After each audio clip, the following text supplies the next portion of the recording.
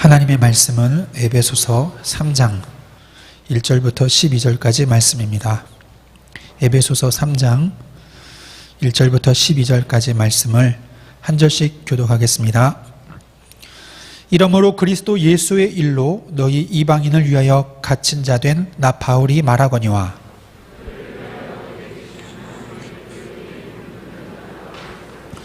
곧 계시로 내게 비밀을 알게 하신 것은 내가 먼저 간단히 기록함과 같으니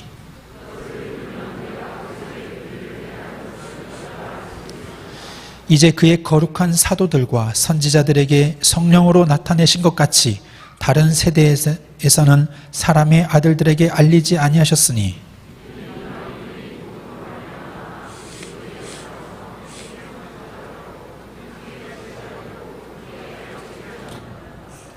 이 복음을 위하여 그의 능력이 역사하시는 대로 내게 주신 하나님의 은혜의 선물을 따라 내가 일꾼이 되었노라.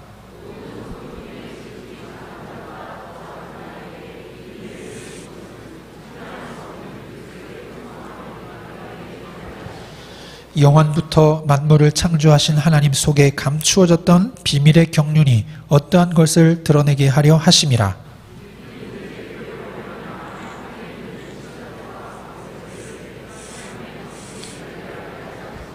곧 영원부터 우리 주 그리스도 예수 안에서 예정하신 뜻대로 하신 것이라.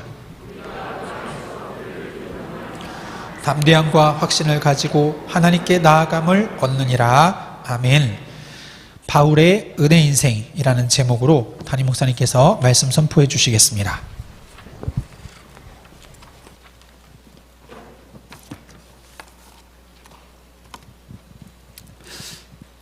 인생 무상이다라는 말이 있습니다. 인생 살고 보니까 끝이 덧없다 하는 뜻입니다. 나이 많고 사업 실패한 노숙자가 하는 말이 아닙니다.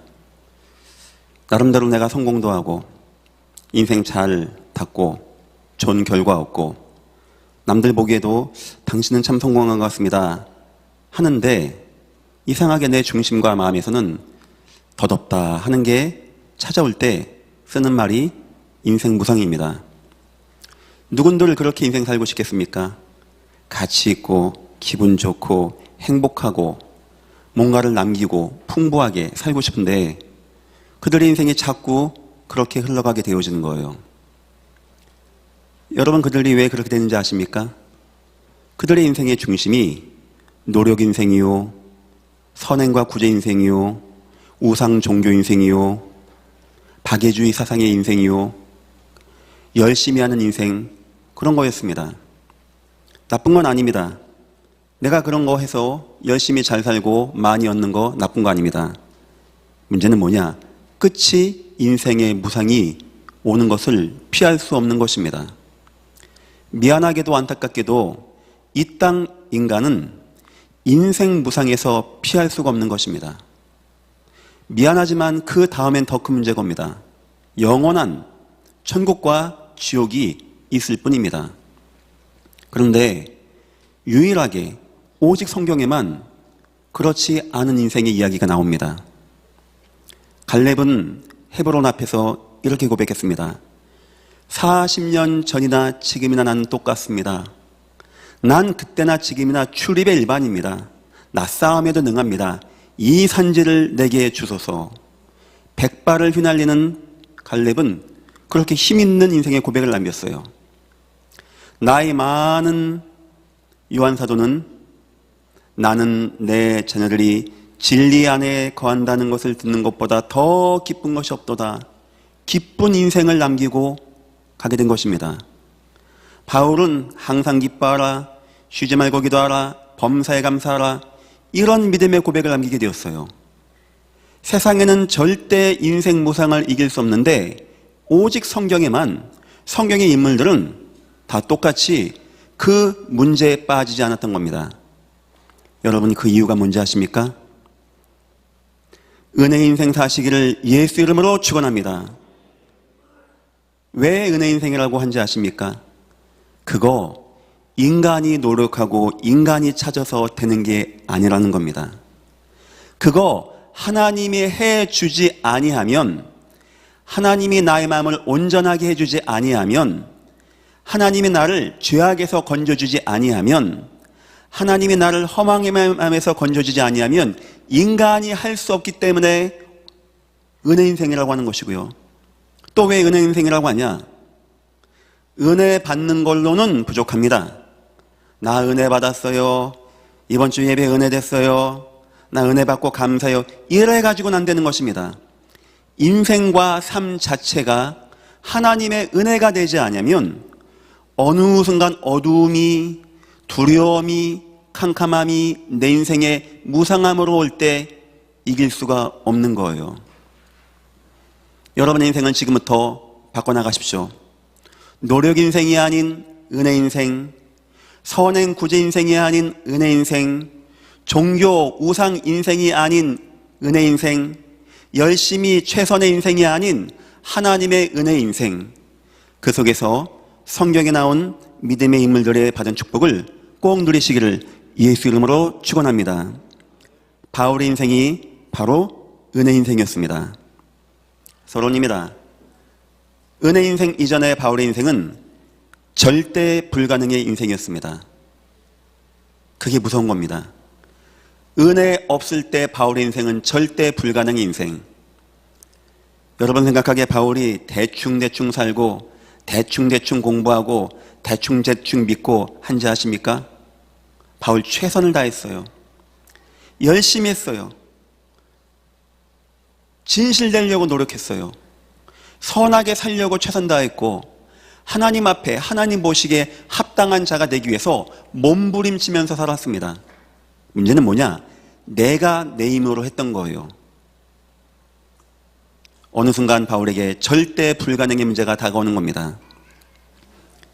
결국 로마서 7장 27절 바울에게는 내적 방황이 오게 되어져요.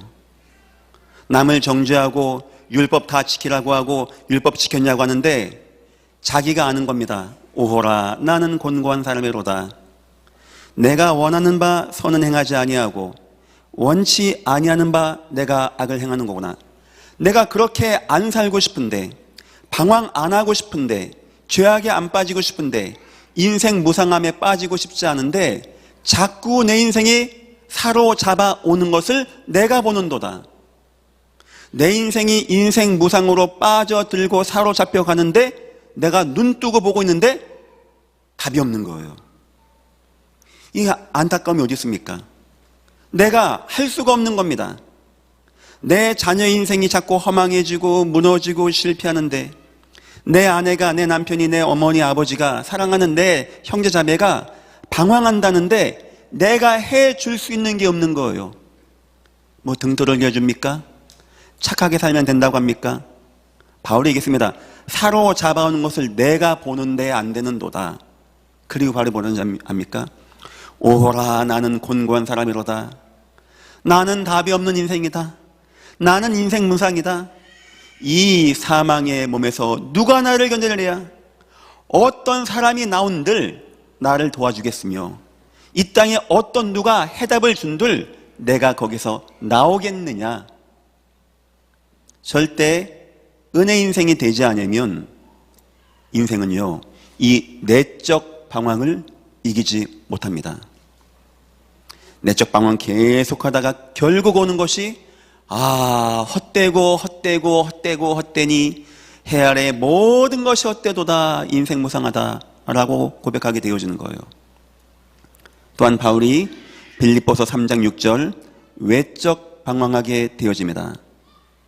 바울이요, 율법도 지키려고 합니다.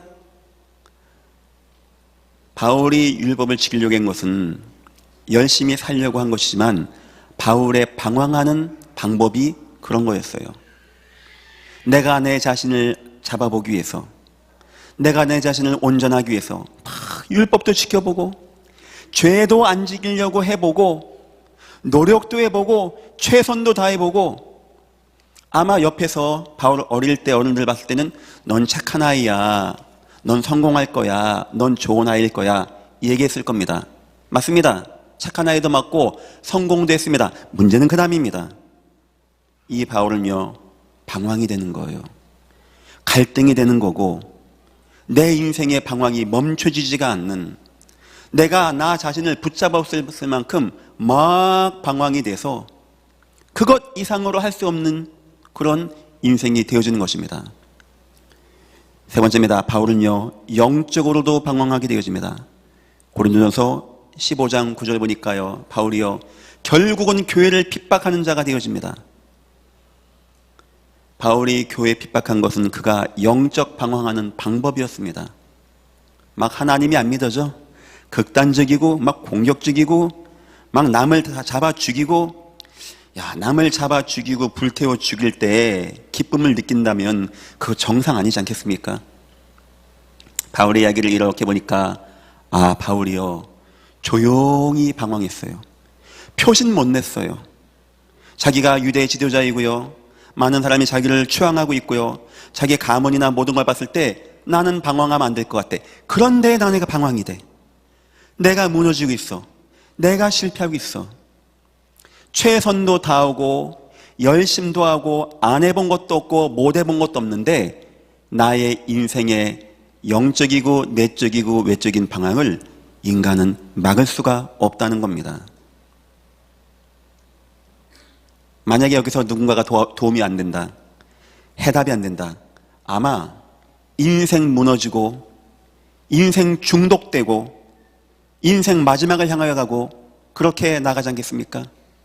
특히 이렇게 진실된 사람은요, 끝에 막 내가 왜 안 되지 하다가 팍 부러지는 겁니다. 더 큰 문제는 절대 해결책이 없다는 거예요. 바울이 할 만큼 다 해봤습니다. 율법도 다 지켜봤습니다. 성경도 외우다시피 했습니다. 막 열심으로는 기독교는 다 잡아 죽였습니다. 막 핍박자가 됐습니다. 다 해봤는데도 불구하고 이 방황에서 나를 멈출 자가 이 땅에 없다는 거예요. 지금 이 땅의 사람들이 이렇게 살아가고 있습니다. 어느 날 뉴스에서 누가 자살했다, 누가 막 마약에 중독됐다, 그거는 그 문제가 아니고 이미 이런 가운데 어느 순간 나 더 이상 내 인생을 유지하지 못하겠다, 손을 놓을 때 그런 문제가 생기는 겁니다.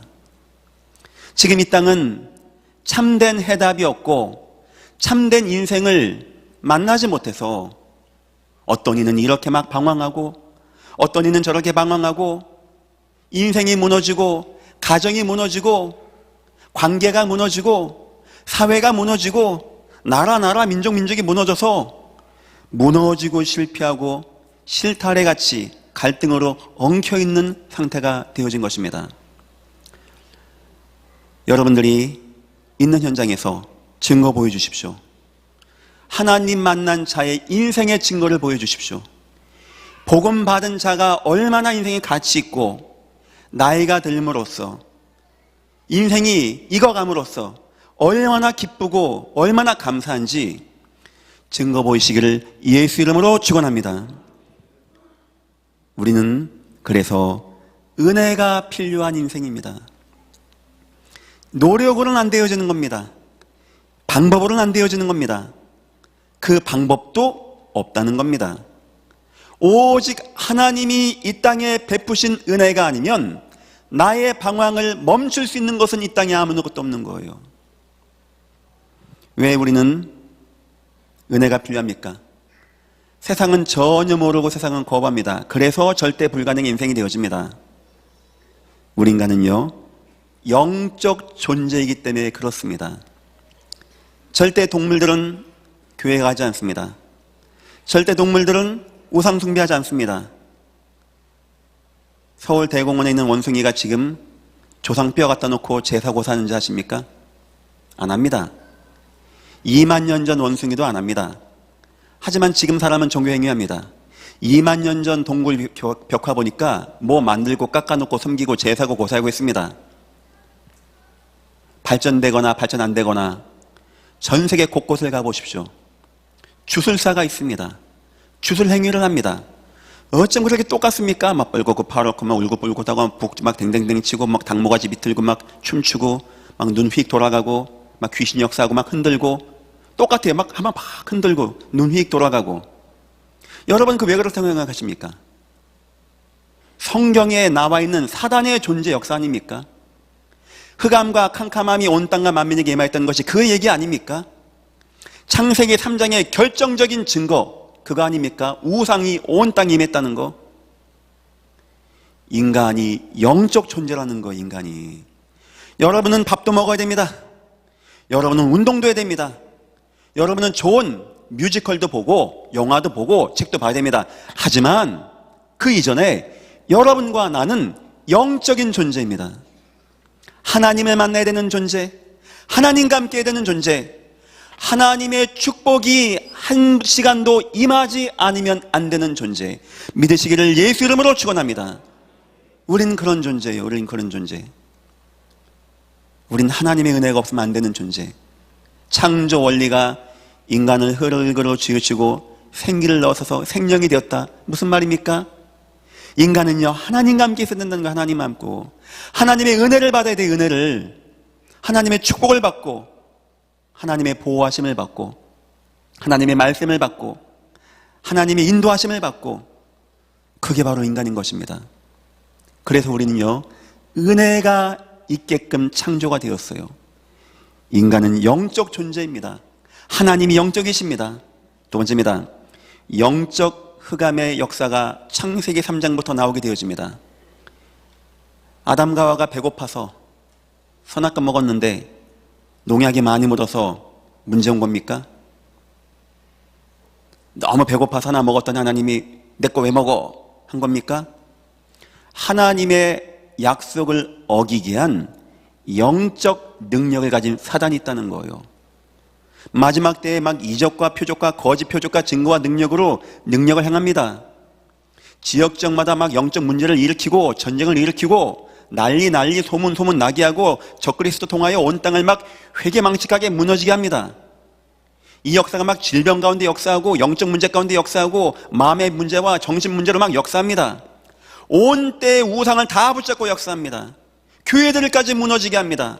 전도자까지 무너지게 하는 시대가 되었습니다. 이 사단의 역사가, 이 강력한 힘, 이 능력, 이 사단의 능력을 이기는 것은 오직 하나님의 은혜밖에 없는 거예요. 사단은 영적 힘 갖고 나오는데 성도는 공부해서 이깁니까? 그래서 이 능력 있는 흑암의 역사를 이기기 위해서 저와 여러분에겐요, 하나님의 은혜가 있어야 되는 거예요. 하나님의 은혜. 세 번째입니다. 영적 힘의 원리가 창세기 4장부터 나옵니다. 그러니까 창세기 1장, 2장에는 영적 존재로서의 인간, 창세기 3장에는 영적 능력의 흑암, 3장, 4장 이후에 요한계시록까지는 영적 힘의 원리가 나오게 되어집니다. 사랑하는 자여, 내 영혼이 잘됨 같이, 그래요, 우리 은혜 받아야 돼요. 영혼이 잘됨 같이 범사에 잘 되어지고 강건하기를 내가 간구하노라. 우린 몸도 있습니다. 여러분, 식사도 좋은 거 맛있게 하십시오. 운동도 더 많이 하십시오. 앞으로 평일교회 영양사도 이렇게 좀 하려고 합니다. 하고 좀 몸에 안 좋으신 분들 맞는 식단도 더 준비하려고 하고, 뭐 몸, 이게 지금 바디 체크할 수 있는 이런 분들도 좀 해서 우리 성도님들 몸도 좀 이렇게 좋게끔 하려고 하고 식단도 더 좋게 하겠습니다. 왜냐? 그런 거 중요하니까.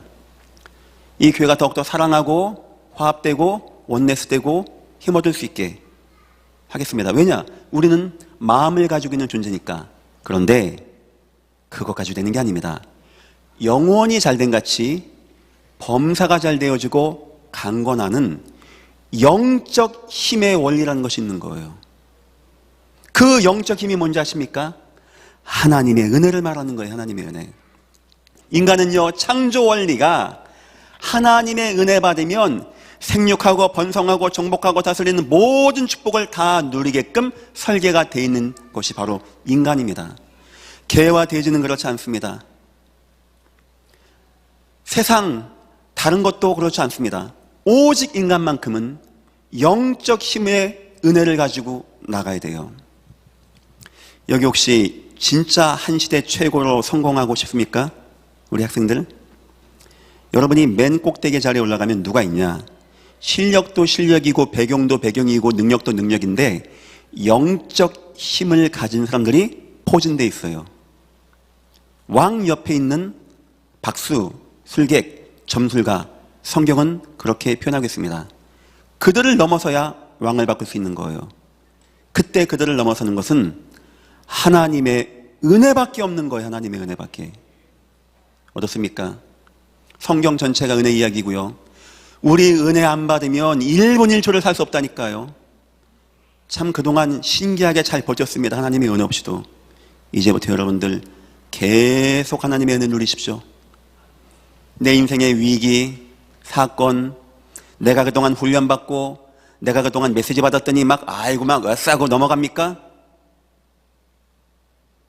내 앞에 홍해가 있다. 내 앞에 사자가 입을 벌리고 있다. 내 앞에 불을 펴놓고 날 집어넣는다. 인간 그거 장담할 수 없는 거예요. 그때 그 순교의 길까지 갈 수 있는 거, 그거 내 노력과 내 의지와 내가 받은 기술입니까? 모든 것은 하나님의 은혜밖에 안 되는 거예요. 은혜.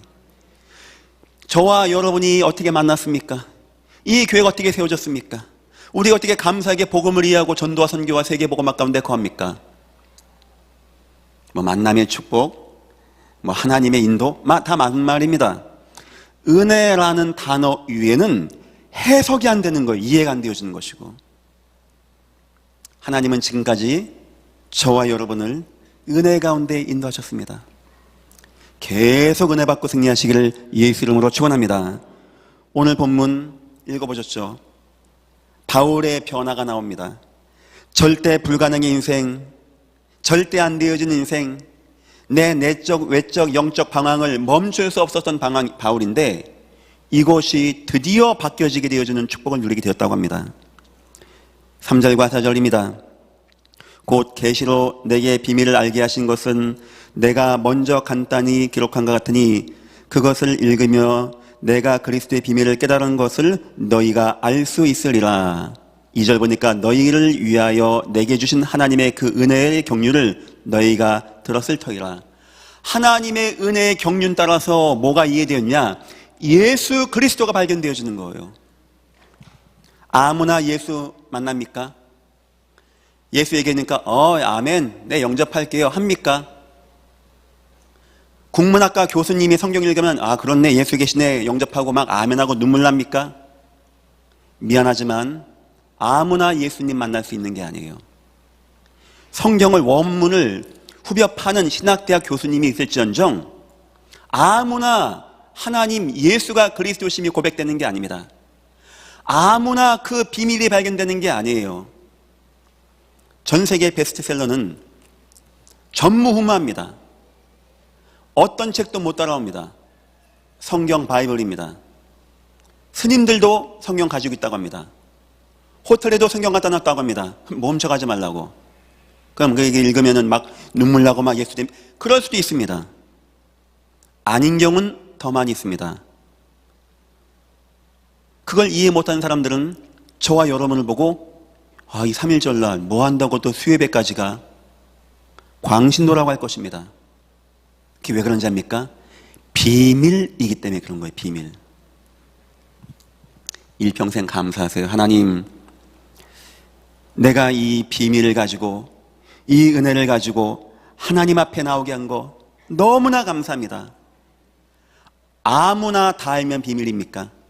여기 대부분 알면 비밀입니까? 아니요. 세상에서는 이 그리스도 이름이 비밀 같은 거예요. 들어도 들을 수가 없고 이해가 안 되어지는데 어떻게 저와 여러분은 그 그리스도의 그 은혜가 깨달아집니까?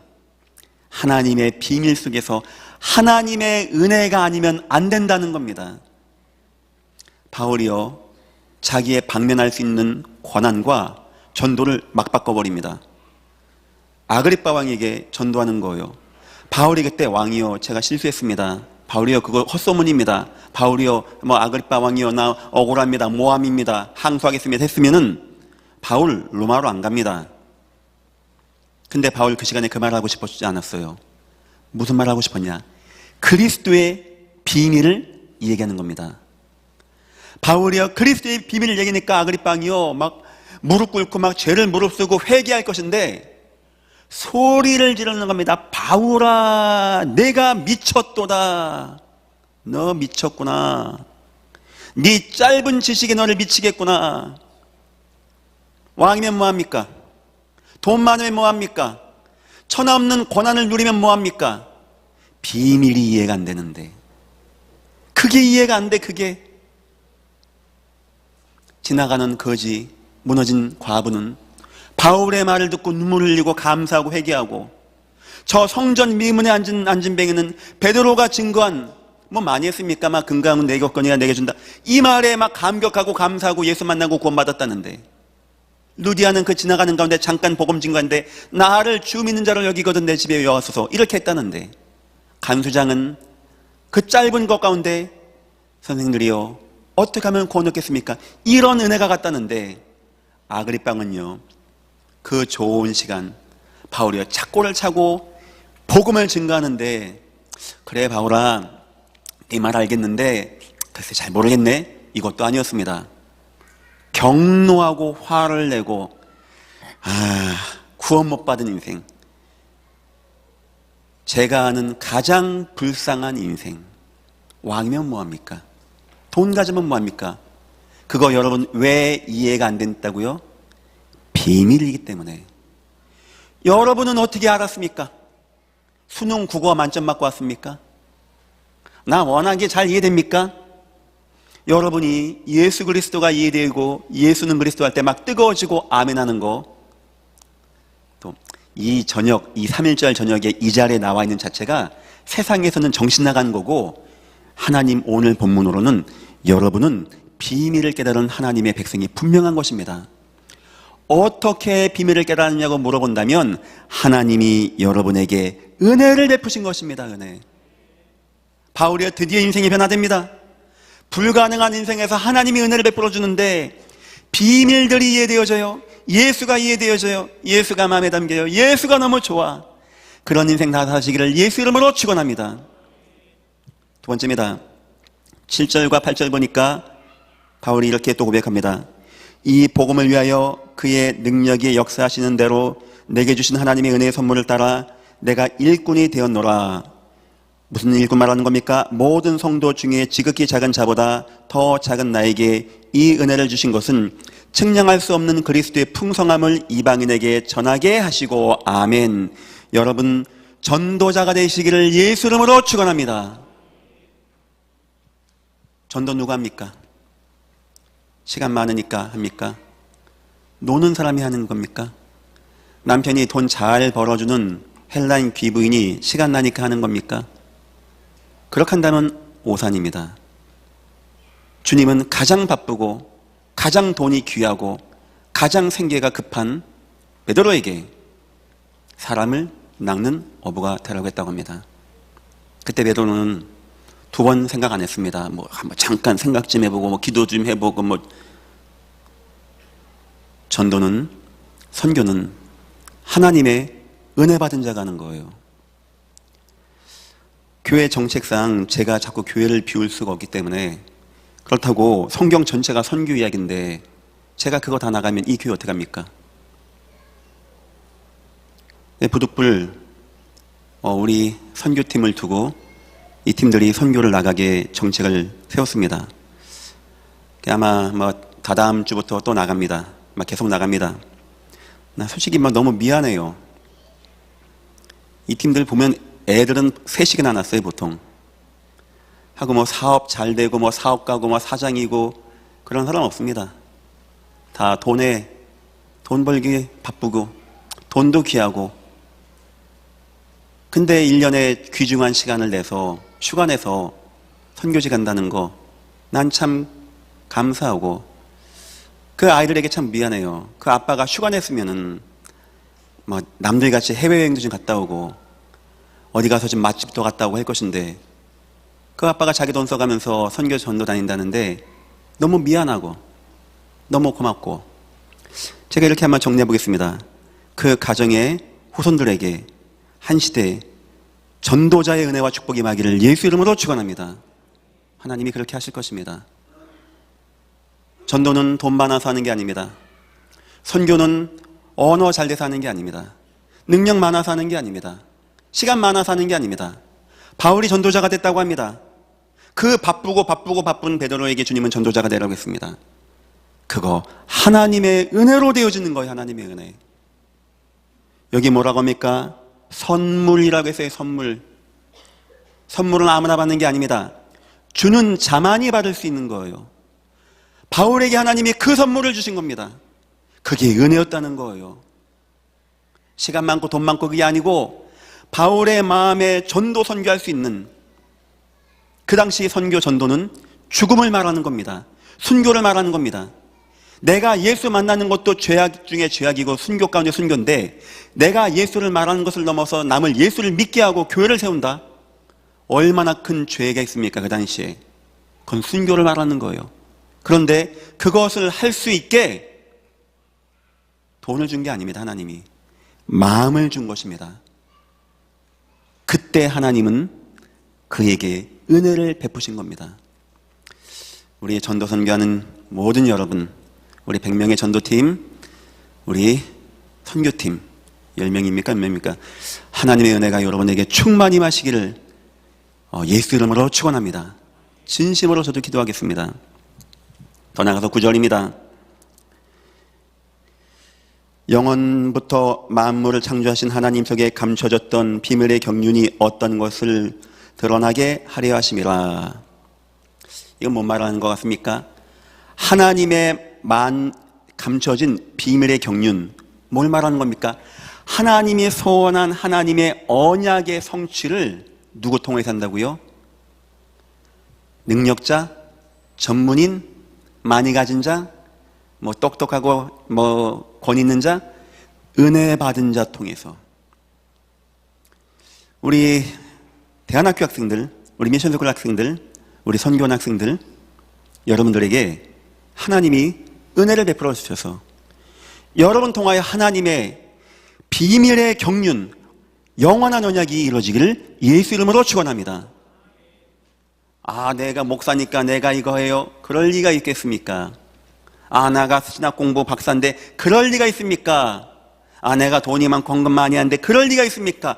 은혜 받은 자 통하여 하나님은요, 은혜를 통하여 우리에게 예수의 비밀을 알게 하시고, 하나님은요, 은혜를 통하여 그 전도자의 그 은혜를 선물로 받게 하시고, 하나님은 우리를 은혜 받게 해서 하나님의 그 비밀의 경륜을 이어가는, 응답받게 하는 인생으로 우리를 사용하시는 것입니다.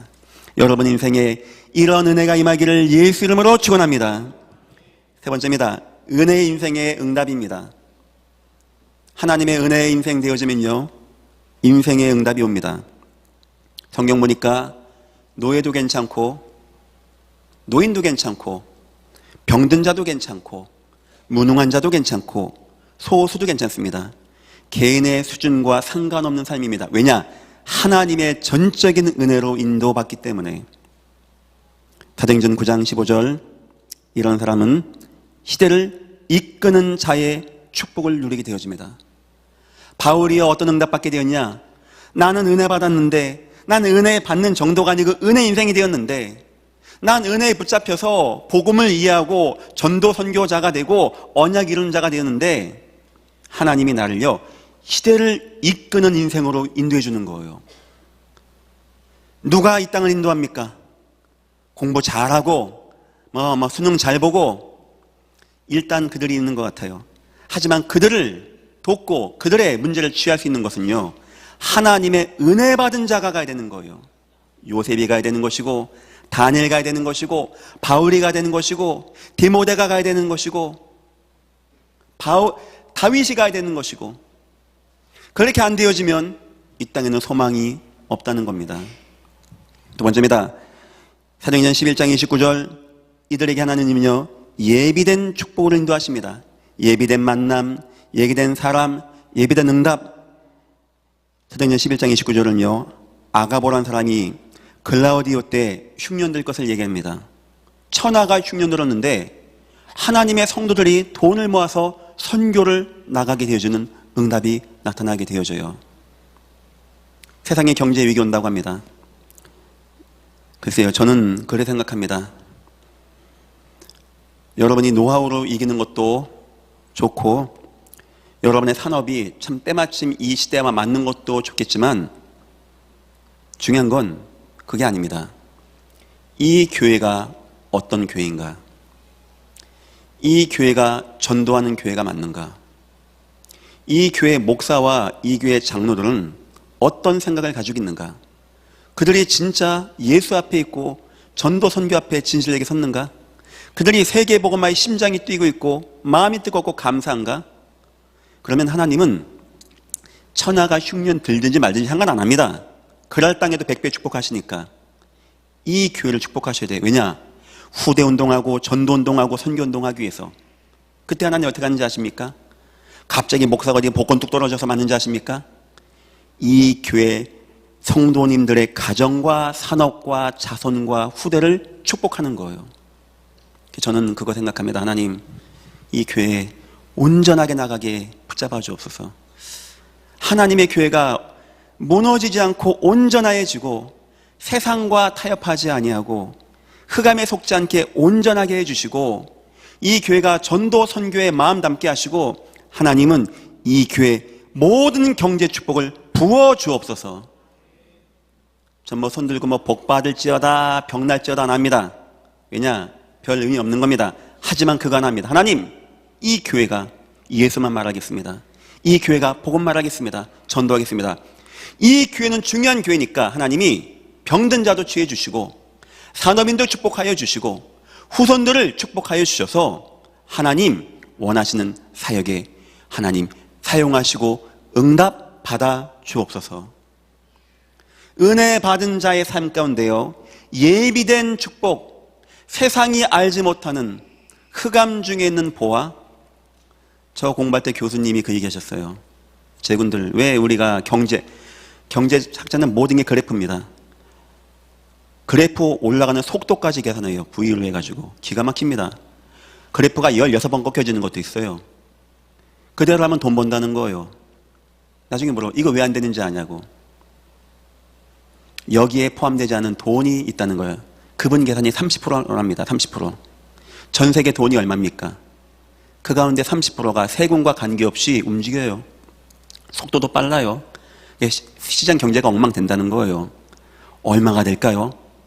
삼성전자의 30%는 얼마겠습니까?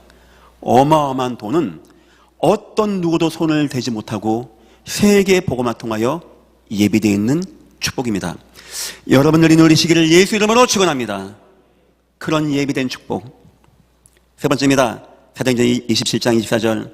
그들이 불가능을 만났다. 은혜 받고 가는 자가 죽음을 만났다. 언약이 막힐 위기를 만났다. 하나님이 그냥 두겠습니까? 그게 홍해면 그 홍해를 그냥 두겠습니까? 그게 사자입이면 그 사자입을 그냥 두겠습니까? 그게 불이면 그 불을 그냥 두겠습니까? 그게 여리고면 그 여리고성을 하나님이 박살내지 않겠습니까? 왜 홍해는 갈라졌고 왜 골리앗은 죽었으며 왜 바울이 탄 배 풍랑은 잔잔하게 되었습니까? 하나님의 은혜 받은 자, 하나님의 계획 가운데 있는 자가 그 배에 타고 있기 때문에 그때 나타나는 역사는요, 이적과 기적과 능력으로 불가능을 가능하게 하는 역사. 여러분 가는 곳마다 불가능이 가능으로 바뀌어지기를 예수 이름으로 축원합니다. 결론입니다. 은혜가 지속되어지는 자. 은혜 인생이라 했는데 좀 쉽게 표현한다면 은혜가 인생에서 지속되어지는 자, 그렇게 살라는 거예요. 그걸 은혜 인생이라고 하는 겁니다. 나 이번 주 은혜 받았어요. 이래 가지고는 너무 약해, 농도가. 여러분 인생이요, 날마다 은혜가 지속되어지는 인생. 평상시 이렇게 하십시오. 날마다 어려서부터 오로지가 되게 준비하세요. 어떻게 하면 내 인생이 날마다가 되어질까? 어떻게 처음부터 어려서부터 되어질까? 어떻게 하면 내가 오로지가 되어질까? 여러분 한 주간의 삶을 잘 적어보십시오. 어떻게 하고 어떻게 참여하고. 평일교회를 만든 것은 밥 먹자는 게 아닙니다. 밥은 여러분들의 평일을 위한 것일 뿐입니다.